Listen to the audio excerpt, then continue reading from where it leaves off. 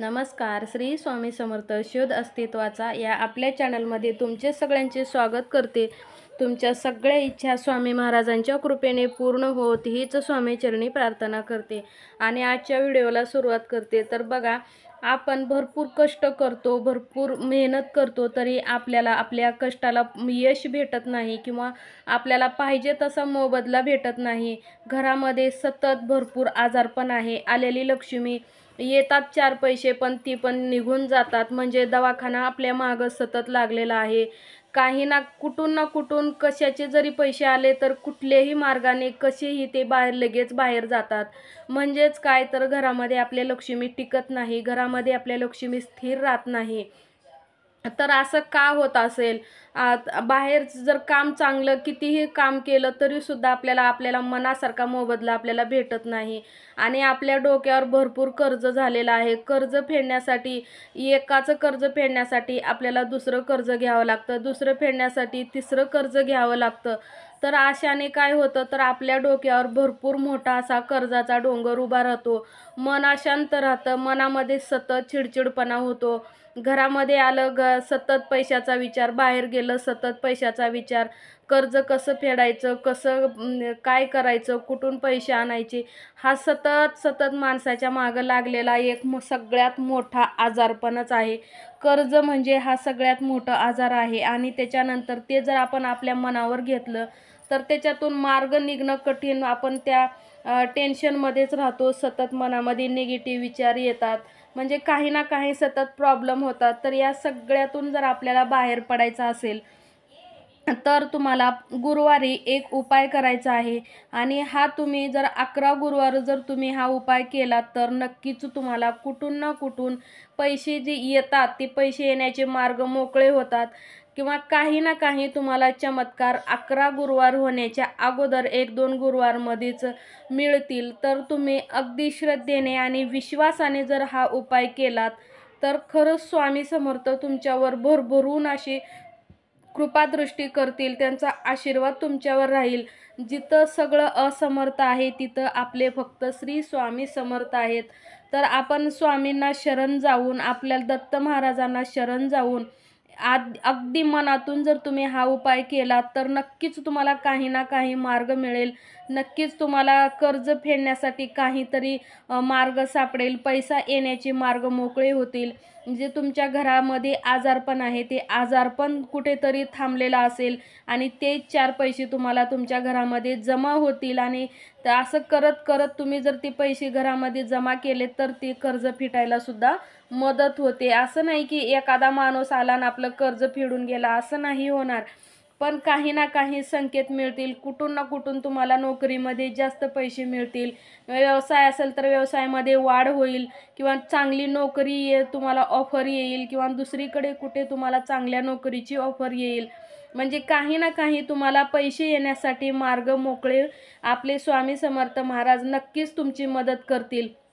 स्वामी महाराजांना माहिती असतं की आपला भक्त कुठला दुःखात आहे, कुठला संकटात आहे, त्याला काय पाहिजे, त्याला काय नको आहे, त्याच्या गळ्यापर्यंत कुठल्या भक्ताच्या गळ्यापर्यंत आलेला आहे, कुठला भक्त खूप अडचणीत आहे, हे सगळं स्वामी महाराजांना माहिती असतं.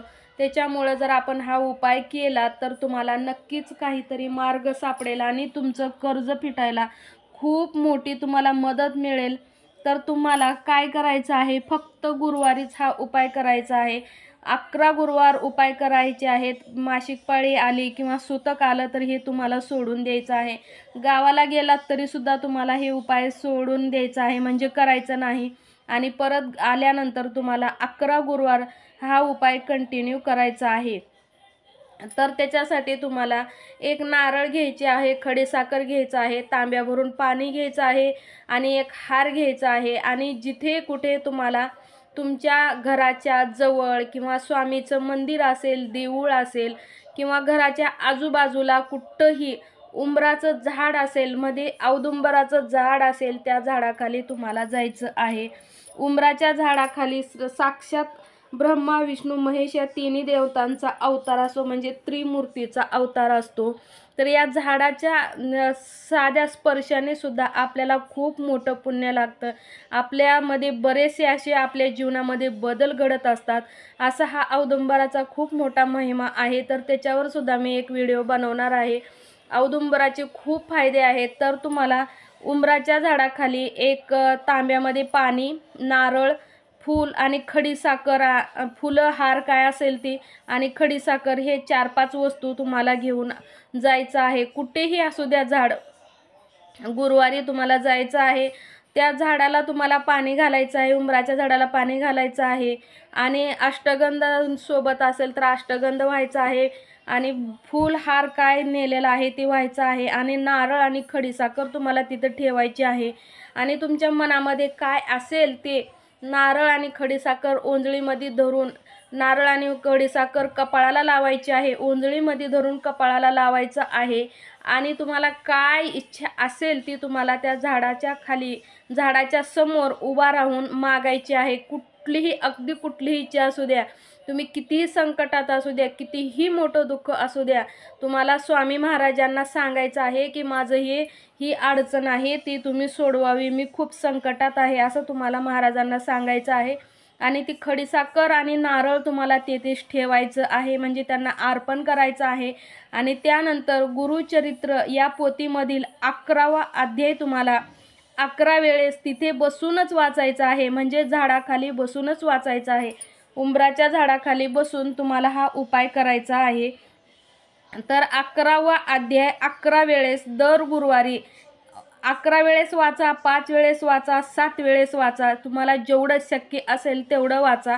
पण अगोदर घरी संकल्प करून जा आणि त्याच्यानंतर तुम्हाला झाडाखाली बसून 11, 1 किंवा 7 किंवा 5 किंवा 21 जेवढं तुम्हाला शक्य असेल तेवढं, पण गुरुवार मात्र 11च करायचे आहेत आणि तुम्हाला हा 11वा अध्याय गुरुवारीच वाचायचा आहे, झाडाच्या खालीच बसून वाचायचा आहे।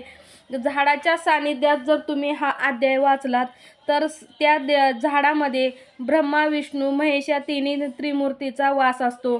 परत श्री विष्णू आणि माता लक्ष्मीचा वास असतो, दत्तात्रयांचा वास असतो, स्वामी समर्थांचा वास असतो। तर हे आपण ज्यावेळेस वाचतो त्यावेळेस त्यांची नजर, त्यांचं लक्ष सगळं आपल्यावर असतं आणि आपली काय समस्या आहे ते जाणून ते लवकरात लवकर आपली जी इच्छा आहे ती पूर्ण करतात।